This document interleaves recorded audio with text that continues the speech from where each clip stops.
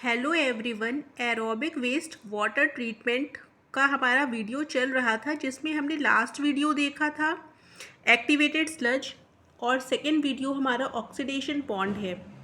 ये waste water का aerobic system ही है, aerobic system of waste water treatment.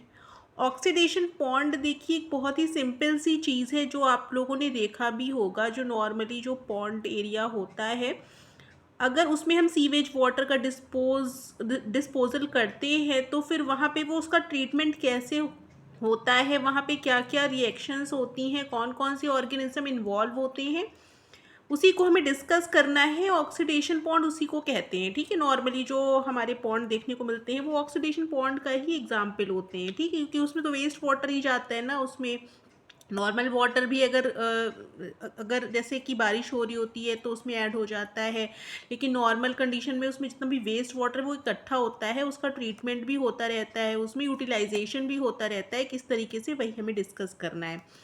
तो जैसा कि हमने बताया कि ये एरोबिक सिस्टम है वेस्ट वाटर ट्रीटमेंट का। इसमें मेन चीज़ जो होती है ऑक्सीडेशन पॉन्ड में वो होती है सिम्बियोसिस या म्यूचुअल रिलेशनशिप होती है इसमें एल्गी और बैक्टीरिया के बीच में। बैक्टीरिया मैंने लिख दिया है क्योंकि मेजॉरिटी माइक्रो ऑर्गेनिज्म में बैक्टीरिया ही पाए जाते हैं।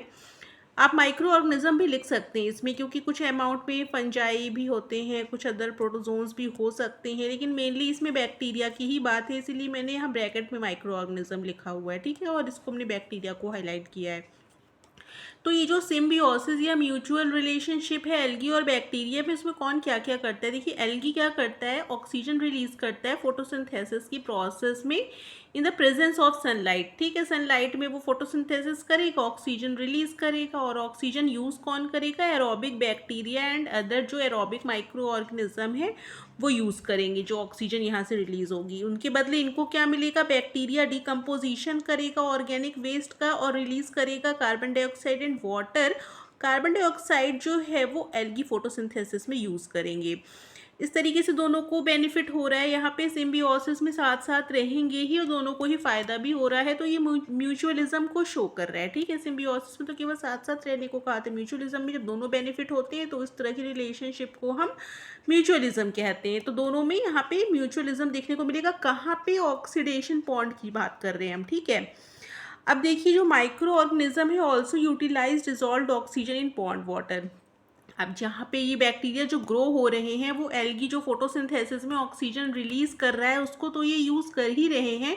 इसके साथ ही बैक्टीरिया जो पानी में डिजॉल्व्ड ऑक्सीजन है उसको भी यूज़ कर रहे हैं, कुछ अमाउंट में एटमॉस्फेरिक ऑक्सीजन को भी यूज़ करेंगे अगर सरफेस पे पाए जा रहे हैं तो, ठीक है। तो बैक्टीरिया जो होंगे क्योंकि एरोबिक होंगे, लेकिन अगर बहुत डीप वाटर सिस्टम में चले जाएंगे तो वहाँ पे क्या होगा, एनारोबिक कंडीशन जनरेट हो जाएंगी, क्योंकि वहाँ ऑक्सीजन इतना पेनिट्रेट करके नीचे तक जा नहीं पाएगी। तो वहाँ पे कुछ एनारोबिक बैक्टीरिया भी ग्रो हो जाते हैं जो डिकम्पोजिशन का काम करते हैं, ठीक है।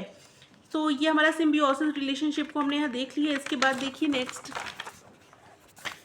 ऑक्सीडेशन पॉन्ड जो है एक तरीके का open flow through earth basin है। मतलब जैसे मैंने आपको बताया ऑक्सीडेशन पॉन्ड ऐसी जो पॉन्ड हमें देखने को मिलते हैं ना, ओपन सिस्टम, जहाँ पे हम कोई भी वेस्ट वाटर को फ्लो करवा करके वहाँ पे ट्रांसफ़र कर देते हैं, ठीक है। तो ये अर्थ पे पाए जाने वाले ओपन फ्लो थ्रू बेसिन की तरह काम करते हैं, ठीक है, ऑक्सीडेशन पॉन्ड। इनकी डेप्थ 1 मीटर तक ही होती है, जो स्पेशली डिज़ाइन किए जाते हैं ये वेस्ट वाटर ट्रीटमेंट पर्पज़ के लिए, ठीक है। तो 1 मीटर तक इनकी गहराई होती है।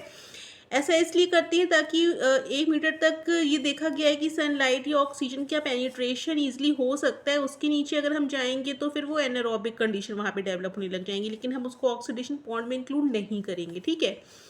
After primary treatment sewage water is transfer to oxidation pond for 10 to 40 days, ठीक है। प्राइमरी ट्रीटमेंट करने के बाद, प्राइमरी ट्रीटमेंट का मतलब है कि उसमें से जितने भी सॉलिड मटेरियल है उनको रिमूव करने के बाद, सस्पेंडेड पार्टिकल्स को रिमूव करने के बाद जो वाटर बचा है सीवेज वाटर जिसका हमें ट्रीटमेंट कराना है उसको हम कहाँ ट्रांसफ़र कर देंगे, ऑक्सीडेशन पॉन्ड में। और ये प्रोसेस 10 to 40 days के लिए जो ये डिकम्पोजिशन की प्रोसेस को चलने देंगे।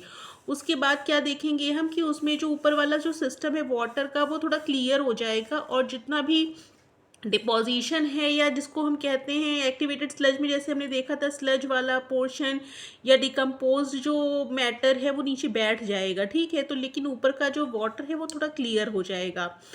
रात के समय मेनली एनारोबिक डिकम्पोजिशन होता है, क्योंकि रात में जो फोटोसिंथेसिस की प्रोसेस नहीं हो पाती, ऑक्सीजन रिलीज नहीं हो पाती, लेकिन फोटोसिंथेसिस नहीं भी हो पाएगी तो जो पानी में डिजॉल्व ऑक्सीजन या एटमॉस्फेरिक ऑक्सीजन है वो जहाँ तक भी पेनिट्रेट करके जा पाएगी वहाँ तक एरोबिक माइक्रो ऑर्गेनिज्म एक्टिव रहेंगे, और बाकी उसमें जो बीओडी है वो भी कम हो जाएगा, क्योंकि बहुत सारा ऑक्सीजन यूटिलाइज कर लेंगे माइक्रो ऑर्गेनिज्म। तो बहुत ज़्यादा ऐसे पॉन्ड में आप देखेंगे कि बहुत ऑर्गेनिज्म पाए नहीं जाते हैं, कुछ फिशेज ही पाई जाती हैं, क्योंकि वहाँ का बीओडी काफ़ी कम हो जाता है।